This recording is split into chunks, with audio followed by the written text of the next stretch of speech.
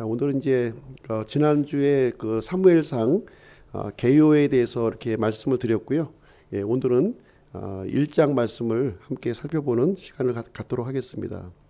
예, 사무엘상의 그 1장의 그 중심 구절은 27절 말씀이에요. 27절을 보시게 되면 27절 이 아이를 위하여 내가 기도하였더니 주께서 내가 그분께 구하여 청원한 것을 내게 주셨나이다. 이렇게 기록을 하고 있습니다. 예, 한나가 이제 하나님 앞에 이제 기도를 했는데 하나님께서 그 기도를 응답해 주셨다는 내용이 이제 1장의 전반적인 내용이 이제 되겠습니다. 이 사무엘기는 이제 어떤 그 책이냐면 사사 시대에서부터 이렇게 왕정 시대로 넘어가는 그런 과도기의 내용을 이제 이렇게 기록한 성경이 이제 되겠습니다. 이제 사사 시대의 이제 마지막 부분이에요. 마지막 부분을 이제 그 배경으로 이제 하고 있는데요. 사사 시대는 아시다시피 이 그 특징이 자기 눈에 오른 대로 이렇게 율법을 따라서 살아갔던 시대가 아니라 이제 자기 눈에 오른 대로 이제 살아갔던 그런 시대였으므로 영적으로 도덕적으로 이렇게 부패한 그런 시대적인 특징을 이제 가지고 있습니다. 이제 왕정 시대로 넘어가는 그 이제 첫 번째 그 단락에서 지금 이제 한 가정의 이야기로부터 여기 이제 시작이 되고 있는데요. 바로 이제 엘가나라고 하는 이 가정의 이야기로부터 이제 오늘 이야기가 시작이 됩니다. 근데 이 엘가나라고 하는 사람은 이제 어떤 사람이냐면 아주 경건한 그 레위 지파의 그 유대인이었습니다. 이 사람에게는 이제 두 명의 아내가 있었죠. 두 명의 아내, 이미 우리가 잘 알고 있는 이제 내용인데요. 한 사람의 이름은 한나요. 다른 그 한 사람의 이름은 브닌나였다. 이렇게 성경은 우리에게 알려주고 있습니다. 이 한나라고 하는 이름 뜻은 이제 그 사랑스럽다, 또 은혜롭다 하는 그 뜻을 가지고 있어요. 근데 문제는 무엇이냐면 그 이름에 이제 걸맞지 않게 지금 이제 하나님의 은혜를 받지 못하는, 하나님의 사랑을 받지 못하는 그런 그 상태였다는 것을 얘기해주고 있습니다. 아이가 없었던 거예요. 아이가 없었고요. 반면에 이제 그 둘째 부인으로 이제 알려져 있는데요. 브닌나는 보석이라고 하는 뜻을 이제 가지고 있어요. 반짝반짝 빛나는 이제 보석인데요. 자녀를 이제 많이 이제 가지고 있었습니다. 그래서 오늘 이제 1장 말씀을 좀 이제 전반적인 내용을 함께 살펴보는 그렇게 시간을 갖도록 하겠습니다. 첫 번째는 이제 엘가나의 가정 이야기가 이제 이렇게 시작이 되고 있는데요. 1절부터 8절까지 그 내용을 이제 다루고 있습니다. 먼저 1절부터 3절 말씀을 한번 읽어 보시도록 하겠습니다. 이에 에브라임 산에 라마다임 소빔 출신의 어떤 사람이 있었는데 그의 이름은 엘가나더라. 그는 에브라 사람으로 여로함의 아들이요 엘리후의 손자요 도후의 증손이요 숲의 4대손이더라. 그에게 두 아내가 있었는데 하나의 이름은 한나요 다른 하나의 이름은 브닌나더라. 브닌나는 자녀가 있었으나 한나는 자녀가 없더라. 이 사람이 해마다 자기 도시에서 나와 실로에 계신 만군의 주께 올라가 경배하며 희생물을 드렸는데 엘리의 두 아들 홈니와 비느하스가 거기서 주의 제사장으로 있더라. 그래서 여기 이제 그 사무엘상에 이제 그 등장인물들이 쭉 이제 등장인물들의 이름들이 이렇게 이제 쭉 나열이 이제 되고 있습니다. 엘가나의 가정부터 이제 시작하는데요. 근데 이 엘가나는 어느 지파 사람인가 하는 부분이 이제 좀 이제 짚고 넘어가야 될 것 같아요. 이제 엘가나가 이제 이 어느 지파인지에 대해서는 좀 의견이 좀 분분하게 지금 이제 되어 있고요.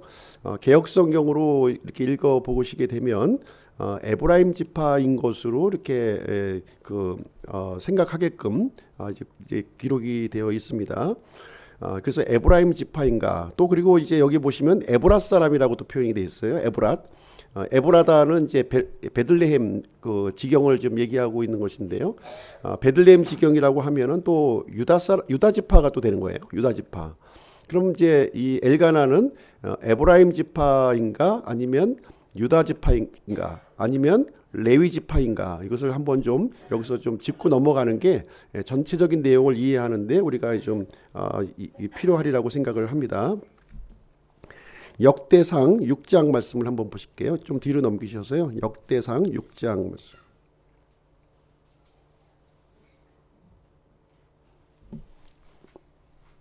역대상 6장, 사무엘상 그대로 두시고요. 역대상 6장 27절, 28절을 한번 보겠습니다. 역대상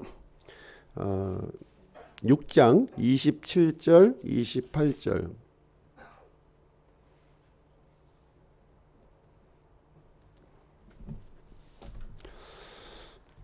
526페이지인데요. 27절, 28절. 그의 아들은 엘리압이요, 그의 아들은 여로함이요, 그의 아들은 엘가나며, 사무엘의 아들들은 맏아들 비스니와 아비야며, 이렇게 기록이 되어 있습니다.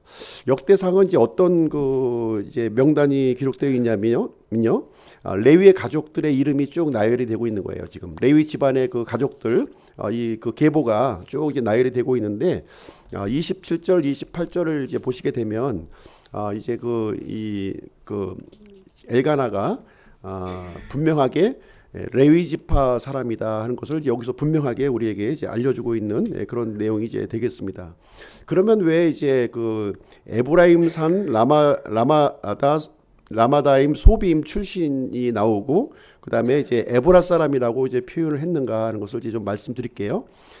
이 레위 지파는 이제 가나안 땅에 들어왔을 때 이렇게 그 상속 기업을 이렇게 받지를 못했어요. 그래서 각 지파에 흩어져서 이렇게 살았는데 48개의 성읍에 이렇게 흩어져서 이렇게 그 지파 속에 이렇게 섞여서 이렇게 살았던 지파가 되겠습니다.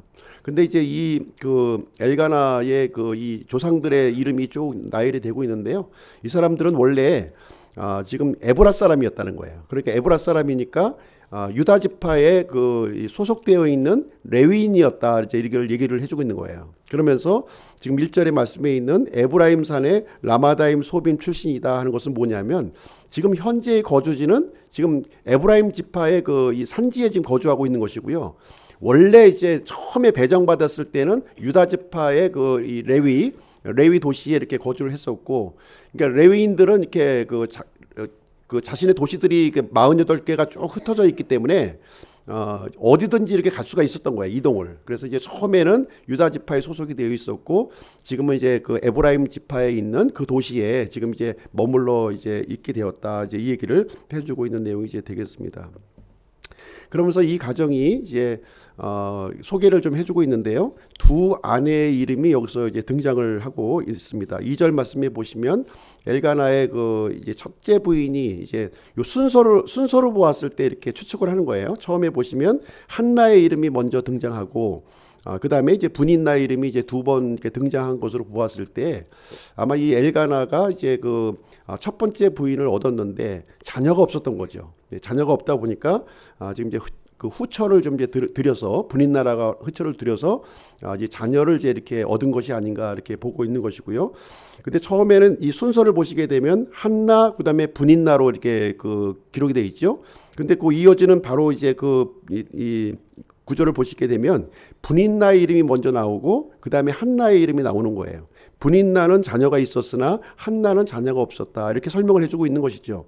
그러니까 이제 그 순서가 바뀌고 있는 거죠. 처음에는 한나 분인나였는데 바로 이어지는 그 내용에서는 분인나가 또 앞으로 나오고 한나가 이제 뒤에 이름이 이제 기록이 되어 있는 것으로 보아서 아마 이 그 아이 문제 때문에 어떻게 보면 이제 본처와 후처 사이에 이 서열이 지금 이제 서열이 바뀌어지고 있는 그런 상황을 좀 설명해주고 있는 것이 아닌가 이런 생각을 보게 됩니다.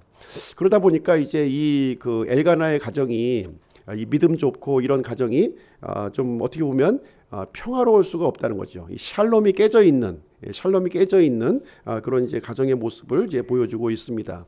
3절 말씀을 보시게 되면 이 엘가나가 해마다 자기 도시에서 나와 실로에 계신 만군의 주께 올라가 경배하며 희생물을 드렸는데 엘리의 두 아들 홈니와 비느하스가 거기서 주의 제사장으로 있더라, 이렇게 기록이 되어 있습니다.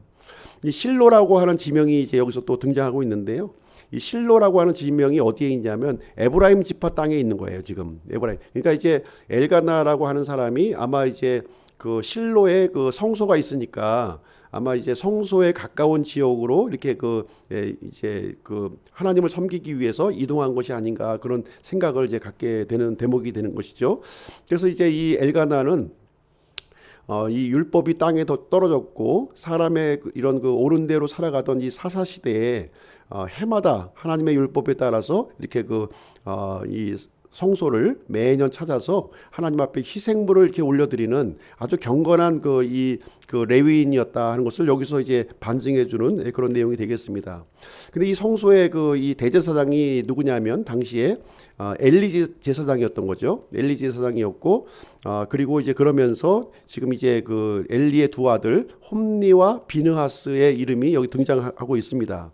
근데 엘리를 이제 그 제사장이요, 이 재판관이었음에도 불구하고 홈니와 비느하스를 지금 이제 주의 제사장으로 지금 이제 언급하고 있는 내용으로 이제 보아서 지금 이제 뒤에 나오는 내용을 보시게 되면 엘리가 지금 나이가 굉장히 많이 들은 거예요. 그러다 보니까 이제 형식적으로는 대제사장으로 이제 있지만 실질적인 업무는 지금 이제 이 두 아들 홈니와 비느하스에게 제사장직을 지금 이제 맡겨놓은 것이 아닌가 이렇게 생각이 드려집니다.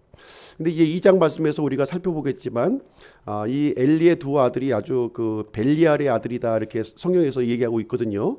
아주 이 하나님의 이 희생물을 이렇게 드리는 제사장이었음에도 불구하고 아주 삶 자체가 이게 망나니와 같이 하나님을 대적하는 그런 자식들이었다 이렇게 얘기를 해주고 있습니다.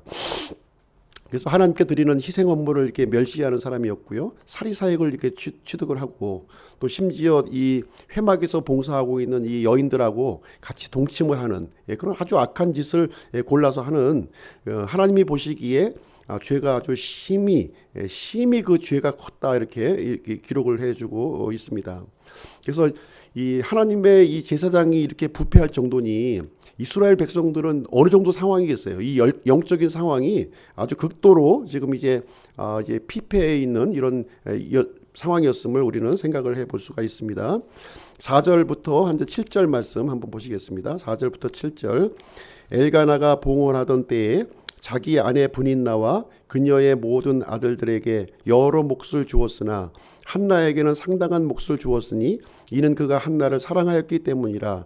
그러나 주께서 그녀의 태를 닫으셨더라. 주께서 그녀의 태를 닫으셨으므로 그녀의 대적 또한 그녀를 심히 자극하여 애타게 하였더라. 그녀가 주의 집에 올라갈 때에 해마다 그가 그와 같이 함으로 브닌나가 그녀를 자극하니라. 그러므로 그녀가 울고 먹지 아니하니. 이러면서 이제 이 가정의 이제 문제점을 여기서 이제 제시를 해주고 있는데요. 엘가나가 이제 이 성소에 이제 올라가서 하나님 앞에 이제 희생 업무를 드렸는데 그 희생 업무를 이제 나누어 먹는 거죠. 가족들이 나누어 먹는 희생 업무는 단 하나밖에 없어요. 화평원물입니다. 화평원물만 이 제사장과 이 희생물을 드리는 사람들이 다 나눠 먹을 수 있도록 이렇게 되어 있었는데 그 희생물을 나눠 먹는데 엘가나가 좀 이렇게 차등을 두었던 거예요.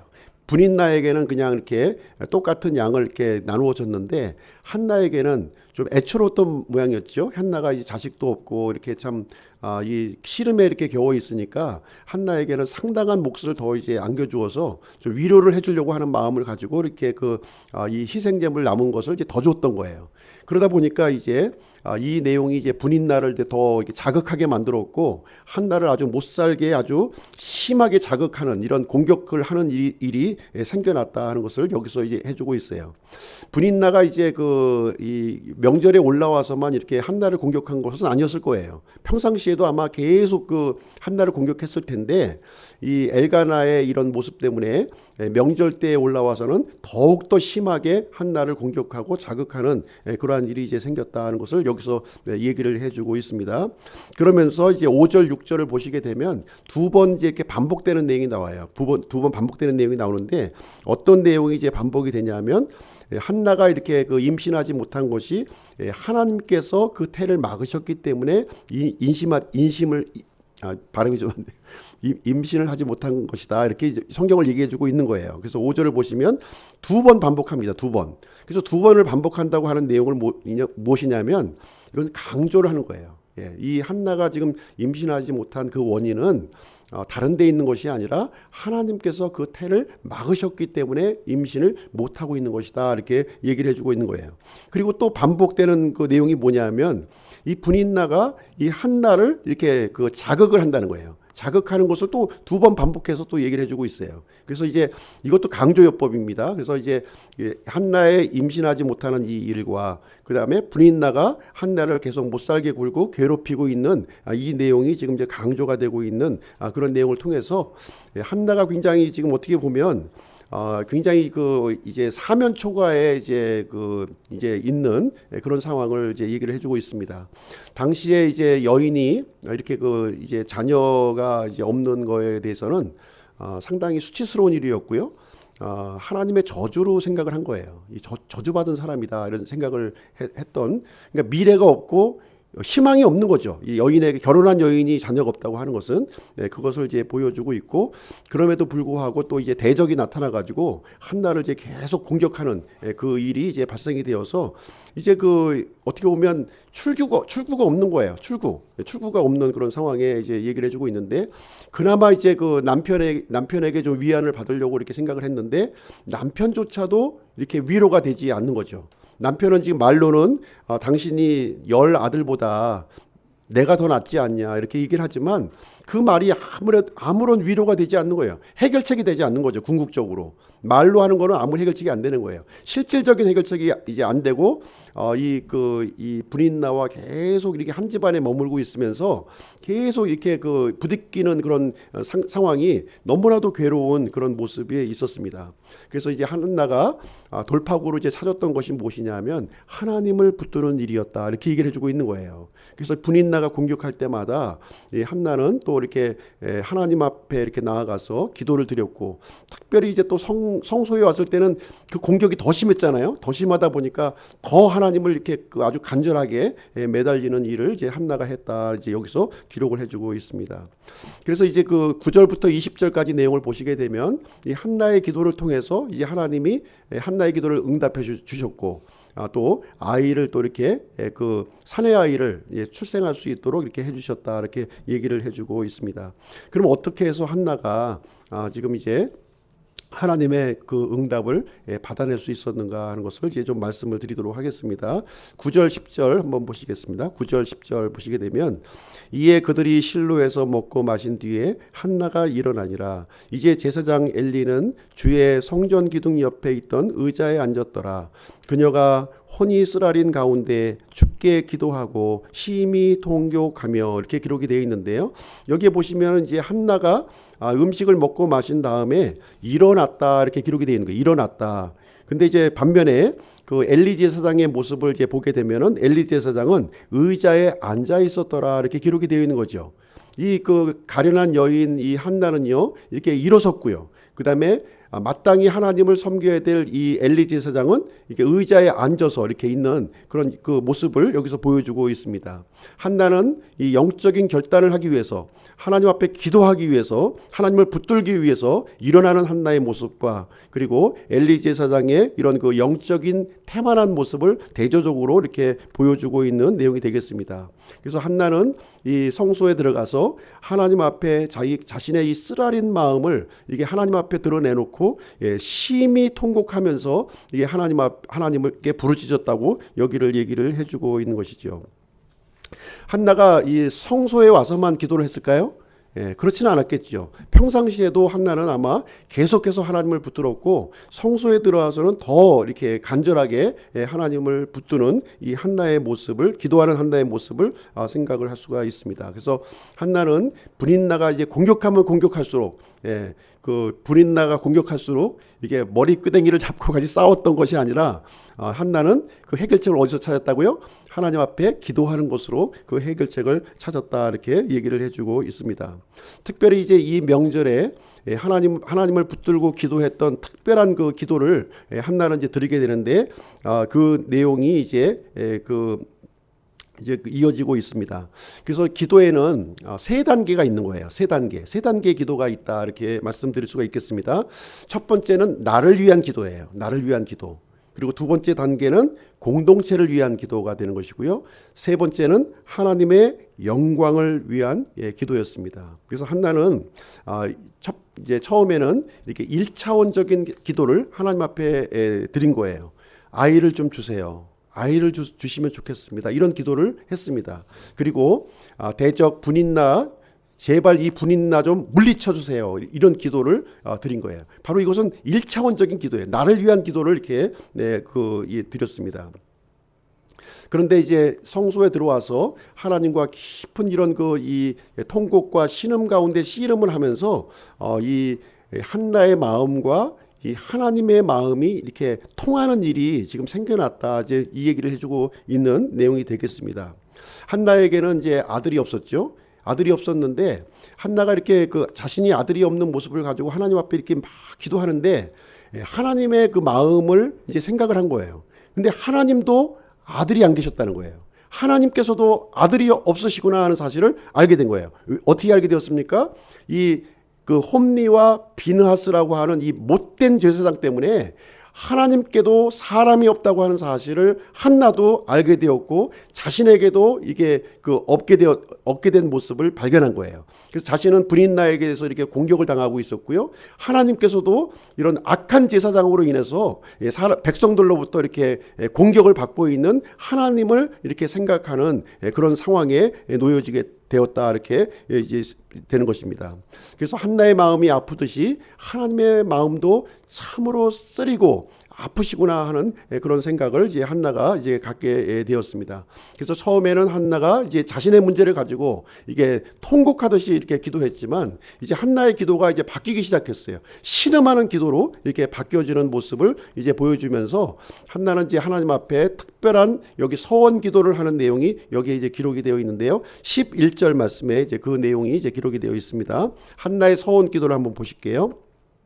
서원하여 이르되 오 만군의 주여 만일 주께서 참으로 주의 여종의 고통을 돌아보시고 나를 기억하시며 주의 여종을 잊지 아니하사 주의 여종에게 사내 아이를 주시면 내가 그의 평생토록 그를 죽게 드리고 삭도를 그의 머리에 대지 아니하겠나이다 이렇게 얘기하면서 여기에 이제 한나가 주의 여종이라는 표현을 지금 3번 반복해서 지금 이제 언급하는 내용이 있습니다. 이 기도 중에 이 자신을 이제 하나님 앞에 주의 여종 이렇게 3번 반복해서 지금 이제 얘기를 해주고 있는 건데요. 이것은 무엇을 의미하냐면 하나님 앞에 맹세의 의미가 여기에 담겨져 있는 거예요.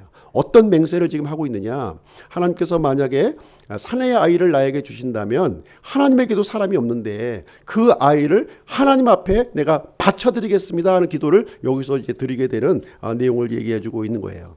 이제 한나는 기도가 바뀌었어요. 자신의 뜻을 구하고 있는 것이 아니라 하나님의 뜻을 구하는 기도로 지금 이제 바뀌어지고 있는 내용을 얘기해주고 있고요. 그리고 자신의 뜻을 내려놓으면서 하나님의 주권을 인정하는 기도로 지금 이제 드리고 있는 이 한나의 모습을 통해서 지금 이제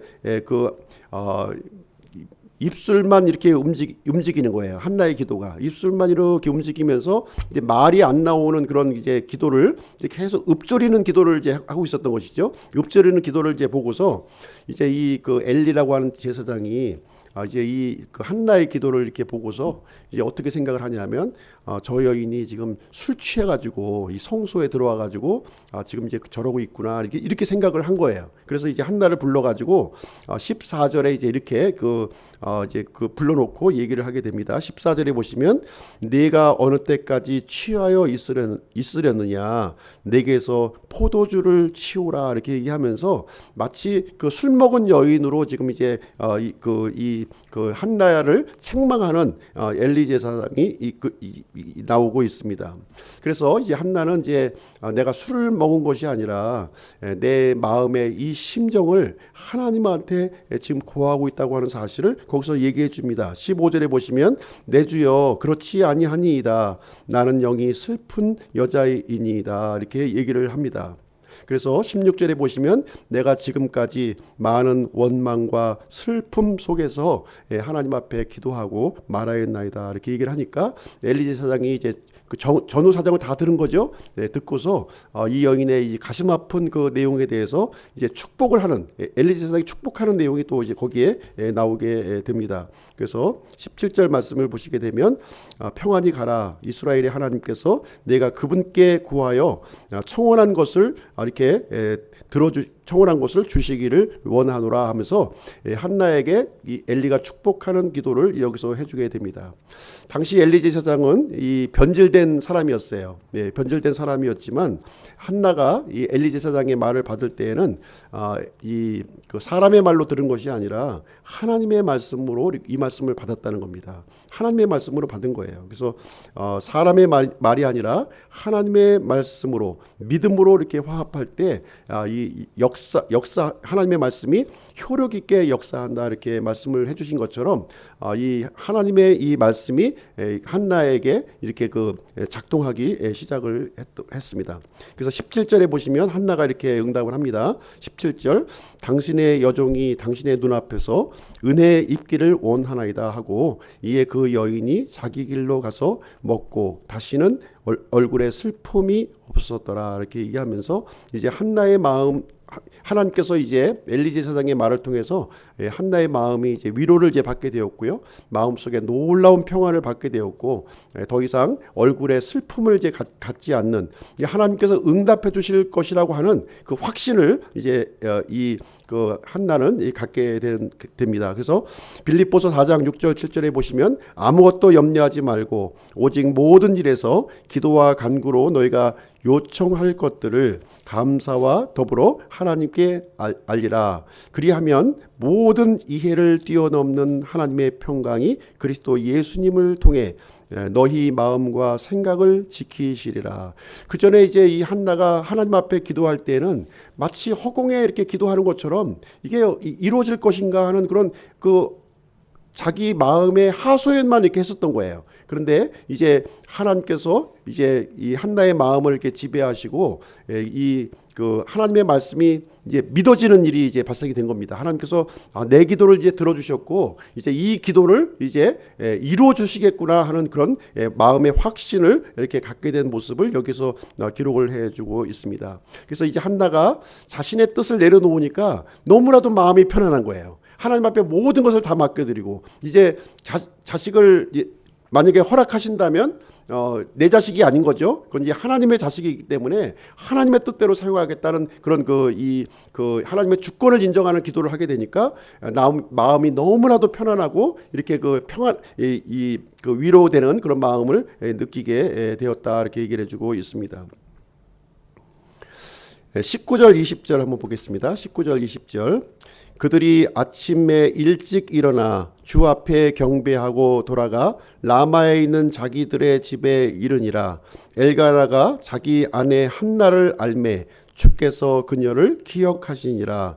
그러므로 한나가 수태한 뒤 때가 이름에 아들을 낳아 그의 이름을 사무엘이라 하며 이르기를 내가 주께 그를 구하였기 때문이라. 그래서 하나님께서 이제 이 한나의 기도를 들어주셨고요. 한나에게 은혜를 베풀어 주셨다는 내용이 여기 이제 기록이 되어 있습니다. 그리고 이제 21절부터 28절까지 내용은 어떤 내용이 기록되어 있냐면요. 이제 한나가 하나님 앞에 서원한 그 내용을 이제 이행하는 내용이 이제 거기에 기록이 되어 있습니다. 그래서 마침내 사무엘이라고 하는 어린아이가 이제 출생하게 되었고요. 그래서 이제 이 사무엘을 이제 하나님 앞에 이제 드리기로 한나는 그 일을 결정하게 되었습니다. 그래서 하나님께서는 이제 이 한나의 기도를 통해서 두 가지 일을 진행하시는 거예요. 그래서 한나에게 이렇게 그 미래가 없었던 한나에게 이제 미래와 희망을 이렇게 또 불어넣어 주셨고요.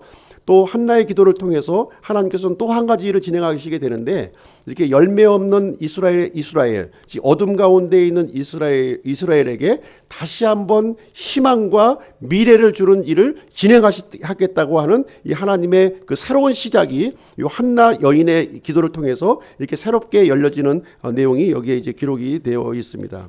그래서 그 후에 보시게 되면 이제 한나 그 이제 엘가나는 매해 이렇게 이제 이 성소를 이렇게 방문을 하게 되는데요. 한나는 이제 아이가 젖을 뗄 때까지는 이제 성소에 올라가질 않아요. 계속 한나를 이제 양육을 하는 장면이 이제 이어지게 됩니다. 그리고 나서 이제 한나는 이제 어떤 이제 그 일을 진행하게 되냐면 하나님 앞에 이제 그 서원한 내용을 남편한테 알려줍니다. 내가 그 하나님 앞에 기도해서 이 어린아이를 얻었는데 내가 서원한 내용을 남편한테 알려주는 거예요. 율법에 의하면요, 이 결혼한 여인이 서원한 것을 남편이 취소를 할 수가 있는 거예요. 그래서 이 남편의 동의가 필요한 거였죠. 한나는 분명히 하나님 앞에 서원했고 그것을 지키려고 하는 마음이 있었어요. 근데 이제 남편이 좀 있기 때문에 남편이 그 안돼하면은 이제 사무엘을 바칠 수가 없는 거예요. 돈으로 이제 바꿔서 이제 그 하나님 앞에 드릴 수가 있었던 것이죠. 그래서 이제 이 내용을 동의를 구하기 위해서 한나가 엘가나에게 이렇게 동의를 구하는 내용이 여기에 이제 기록이 되어 있습니다. 그 내용이 23절에 나오는 거예요. 23절에 나옵니다. 23절 그녀의 남편 엘가나가 그녀에게 이르되 당신이 보기에 좋은 대로 하여 당신이 그의 젖을 뗄 때까지 머무르라. 오직 주께서 자신의 말씀을 확증하시기 원하노라 하매 이에 그 여인이 머무르며 자기 아들의 젖을 뗄 때까지 그에게 젖을 주니라. 이렇게 기록이 되어 있어서 이제 한나는 하나님 앞에 드렸던 이 소원을 남편의 그 동의와 함께 더불어서 이제 진짜 하나님의 사람으로 이제 드리는 것을 이행을 하는 그런 내용이 이제 되겠습니다. 그래서 아이가 젖될 때까지 이제 이렇게 이제 한나가 이 아이를 키웠다 이렇게 되어 있는데요. 이제 몇 살까지라는 것은 여기에 나와 있지 않은 거죠. 이 부분에 대해서도 좀 성경에 두 가지 좀 견해가 있습니다. 그래서 한 6살까지 아니었을까 이렇게 또 보는 견해가 있고요. 또 한편으로는 이제 12살로 또 보는 경우가 있어요. 왜냐하면 이 유대인들은 12살이 바로 성인이 되는 그 시점이었다는 거예요. 그래서 12살이었다는 이제 의견도 있고 한 6살쯤에 지금 이제 이렇게 하나님 앞에 드렸을 것이다 하는 뭐 어쨌든 이제 어떤 나이였지도 모르겠지만 하여튼 어린 나이에 지금 이제 한나는 이제 이 사무엘을 이제 자기 품에서 이제 떠나보내고요. 하나님 앞에 드리는 그런 결정을 하게 됩니다. 26절, 28절 읽어드리겠습니다. 26절, 28절. 그녀가 이르되 오 내 주여 당신의 혼이 살아계심을 두고 맹세하노니 내 주여 나는 여기에서 당신 옆에 서서 주께 기도하던 여자니이다. 이 아이를 위하여 내가 기도하였더니 주께서 내가 그분께 구하여 청원한 것을 내게 주셨나이다. 그러므로 나도 그를 주께 빌려드렸으며 그가 살아있는 동안 그를 주께 빌려드리리다 하니라. 그가 거기서 주께 경배하니라. 그래서 이제 엘리 제사장에게 이제 그 자신의 서원 기도가 응답되었다는 이 사실을 또 알려주고요. 엘리 제사장에게 이 어린 사무엘을 이제 맡겨주는 그 내용이 여기에 이제 기록이 되어 있습니다. 그래서 이제 한나는 기꺼이 이 사무엘을 드릴 수가 있었던 거예요. 아깝지 않고 한날 드릴 수 있었던 이유는 이제 무엇이냐면 이 하나님께서 자신의 기도를 응답해 주신 그 이유를 알았기 때문에 참 이 어린아이와 헤어지는 이 엄마의 심정이 어떻게 보면 아이가 없을 때의 그 고통보다 더 심했을 것이라고 생각이 되거든요. 그렇지만 그 고통으로 여기지 아니하고 이 어린 사무엘을 하나님 앞에 이렇게 바쳐드리는 그 한나의 그 결정이 여기서 일어난 것을 우리는 보게 됩니다. 그래서 우리에게도요 이와 같이 사무엘과 같은 이런 기도의 응답이 우리 가운데 있기를 주님의 이름으로 축복을 드립니다. 적용할 교훈을 잠깐 이제 몇 가지 좀 말씀을 드리겠습니다. 적용할 교훈 이제 첫 번째는 무엇이냐면 당신의 분인나는 누구인가 하는 거예요. 당신의 분인나는 누구인가. 이 분인나는 사람일 수도 있고요, 환경일 수도 있는 거예요. 나의 믿음을 공격하는 그런 존재가 바로 분인나라는 것이죠. 나를 이게 기도의 자리로 하나님과 이렇게 소통의 자리로 이렇게 밀어넣는 그 존재가 바로 이제 분인나라는 거예요. 그래서 이 분인나는 이 남편일 수도 있는 것이고요. 또 때로는 아내일 수도 있고요. 또 부모일 수도 있고 아니면 말을 듣지 않는 자녀일 수도 있고 직장 상사일 수도 있습니다. 또 그리고 이 어둠과 같은 이런 고통스러운 현실이 바로 분인나일 수 있다고 하는 사실이죠. 이 모든 일들이 하나님께서 허락하신 일이라는 거예요. 왜 허락하셨습니까? 기도의 자리로 나를 이제 이끌기 위해서 그 나의 삶 가운데 이 고통스러운 분인나를 이렇게 허락하고 있다고 하는 사실입니다. 그래서 한나는요, 이 자기에게 있는 이 분인나를 이렇게 싸우고 대항했던 것이 아니라 기도를 통해서 그 고통을 이렇게 극복해 나갔다 이렇게 얘기를 해주고 있습니다. 그래서 한나의 이 기도를 통해서 사무엘이 그 준비가 되었고요. 개인의 문제가 해결되었으며 뿐만 아니라 가정의 문제와 더 나아가 민족의 문제가 하게 되었다 하는 것을 사무엘서 1장 말씀을 통해서 우리에게 알려주고 있습니다. 그래서 나의 분인나는 누구인가를 한번 이 생각을 해보시고요. 주저앉는다면 아무것도 이루어지지 않아요. 계속 그 분인나의 굴레 속에서 우리는 살아갈 수밖에 없는 거예요. 그러나 이 분인나를 통해서 내가 하나님을 붙들고 하나님 앞에 기도하고 나갈 수 있다면 이 분인나는 이 극복을 우리가 할 수 있다는 사실입니다. 그리고 두 번째 우리가 받을 수 있는 교훈은 무엇이냐면 우리가 기도를 할 때 어떤 기도가 응답을 받느냐 하면 하나님의 마음과 뜻에 합한 이런 기도를 할 때 응답받는 기도가 이루어진다 하는 것을 우리에게 보여주고 있습니다. 한나의 기도를 통해서 우리는 발견할 수 있는 거예요. 한나가 하나님의 뜻과 이렇게 일치된 기도를 했을 때 하나님께서는 그 기도를 통해서 새로운 일을 이렇게 열어가시는 모습을 우리는 이제 발견을 할 수가 있습니다. 그래서 나를 향한 이 하나님의 뜻을 이렇게 발견하는 것이 대단히 중요한 거예요. 그렇게 되면 이제 기도가 바뀌어지는 거죠. 1차원적인 기도에서 2차원적인 기도로 바뀌어지고 2차원적인 기도에서 이 하나님의 영광을 구하는 이 3차원의 기도로 우리가 이제 바뀌어지게 하게 되는 것입니다. 그래서 우리는 이제 이런 기도를 드리는 거예요. 응답받는 기도는 어떤 기도냐면 하나님께 영광 돌리게 하여 주옵소서 이렇게 기도를 드리는 거예요. 우리가요. 그렇죠? 또 하나님께 쓰임 받게 하여 주시옵소서 이렇게 기도를 드리는 거예요. 그리고 주신 사명 감당하게 해 주시옵소서 이렇게 기도를 드리는 거예요.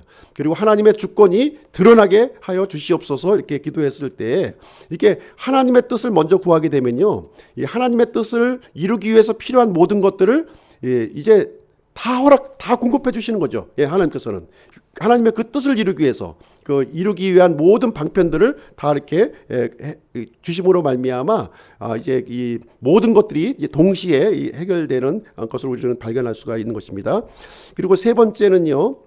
이 믿는 사람, 우리 믿는 사람들에게 닥치는 이 고난이라는 거, 이 고난이라고 하는 것은 저주가 아니라 축복이라는 거죠. 이 한나의 한나를 이렇게 공격했던 이런 상황들, 이 아이가 없고 또 이 둘째 부인이 이렇게 자신을 공격하고 이런 것들을 어떻게 보면 저주라고 이제 처음에는 생각을 했지만 이것을 기도를 통해서 저주가 아니라 축복으로 지금 바뀌어지는 모습을 우리는 이제 생각을 해 볼 수가 있습니다. 그래서 로마서 8장 28절에 보시면 이렇게 이제 기록이 되어 있는데요.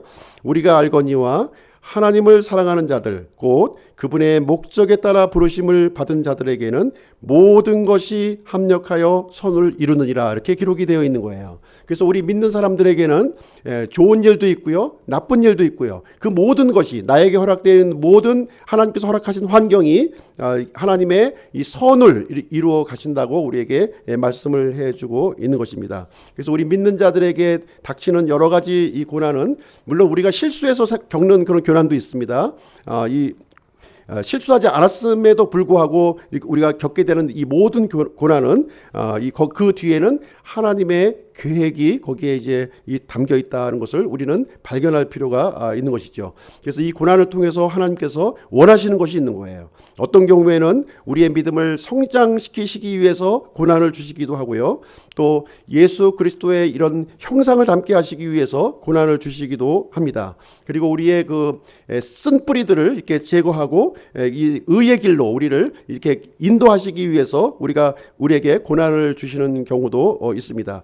그리고 이 고난을 통해서 하나님을 더욱더 이렇게 한나처럼 매달리고 붙들고 간절한 마음으로 하나님과 소통하는 자리로 나올 수 있도록 하기 위해서 고난을 주신다고 하는 사실입니다. 그리고 특별히 이 그리스도인들의 이 닥치는 이 고난을 통해서 하나님은 영광 받기를 원하신다는 거예요.